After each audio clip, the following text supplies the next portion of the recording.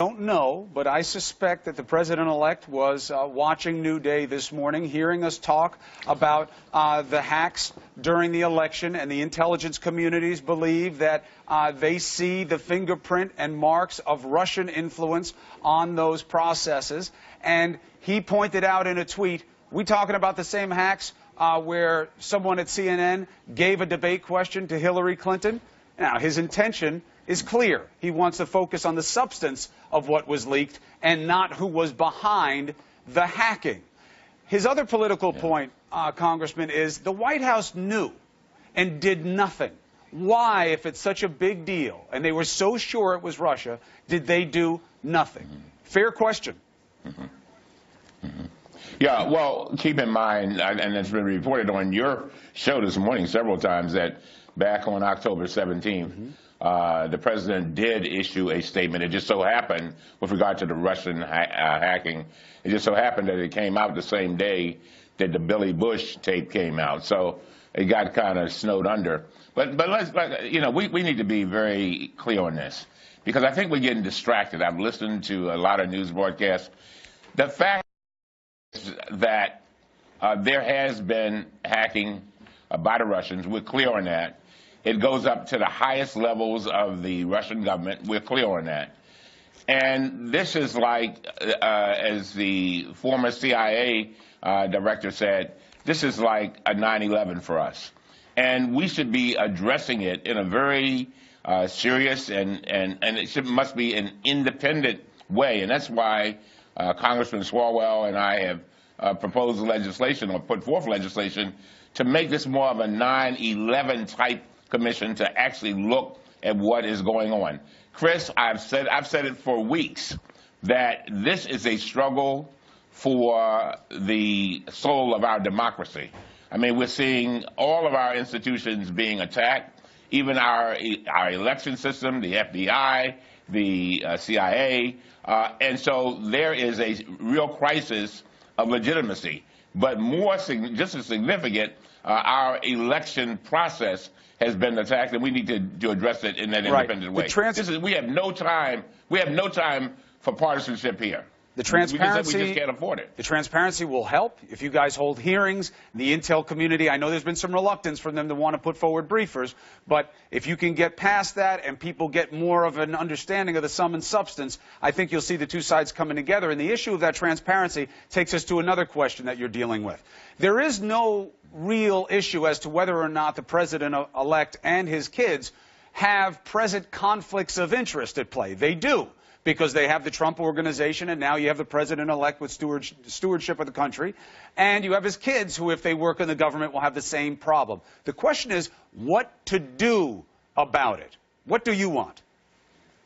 Well, the thing I want, first of all, is to do what both Republican and Democratic experts have said, ethics experts have said, that Donald Trump has to divest himself of all of these of his interests. Is that fair? Put them in a blind trust. You can't put them in a blind trust, because Chris, they're not just simple securities, Congressman. If he sells them, he's selling them at hardship under time pressure. Could affect their value. Well, you could have opportunists buy them to try to curry influence. Seems like a tough solution. Yeah.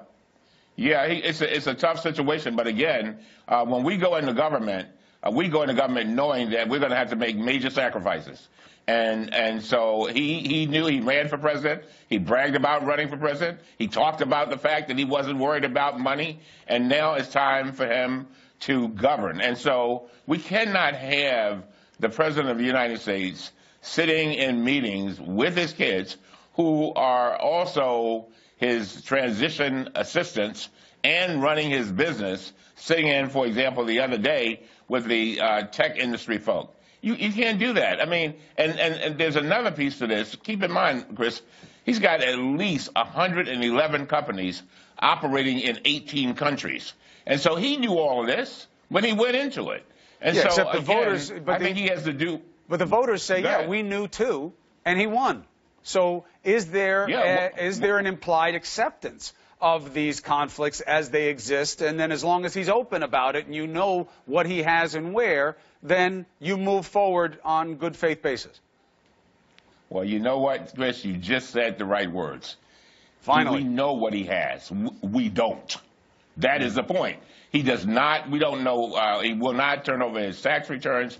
We don't have a clue of what he has. We don't even have a clue of all the conflicts that are facing us. Keep in mind, remember what I said a few minutes ago. We're talking about a question of legitimacy of our institutions. Here you're going to have the president making decisions on all kinds of issues. We do know that he's gotten a lot of Russian money because he couldn't get certain loans here in the United States. So a disproportionate amount of his money is coming from Russia. We know that. But it's just not Russia. It's all over the world. And so, but he knew this. He knew this when he came into it. The last point is, you wrote an op-ed where you talk about the emoluments clause, which is a very arcane word. It's in the Constitution. Boiled down, it means getting paid for things while you're in office, which you're not supposed to do. And Politico reported on what they call a mock corruption hearing. They try to compel an oversight hearing that you were behind. What do you want to do here, and how far are you willing to go? What I want to do is make the American people know that we are in crisis mode and that we are fighting for our democracy. And I want them to understand the fact that President-elect Trump has a duty to us as Americans. He's no longer an employee of Trump Enterprises. He is an employee of the people of the United States of America. And there's certain rules that come along with that. And there's certain things that we want to accomplish, and that is we want to do away with, as best we can, not only the conflicts of interest, but the appearances of conflicts of interest. Because we want to know when he makes decisions anywhere that it's not just to line his pockets, or that's a major incentive for him to do those deals. And so I think he has to be, you talk about transparency. No, things have not been as transparent as they need to be. I think the electors are right, the ones who have asked for more information. I think they should have it immediately. After all, their duty is to deliberate. They're deliberating over. And then the other thing is, I think the president asking for what he's asked for and more information, I think all of that is important. But the American people need to know what we are dealing with and who we're dealing with. All right, Congressman Cummings, I appreciate this. This is going to go on for a while, so we'll keep the conversation going. Thank you for being on New Day. Early Christmas wishes to you and the family.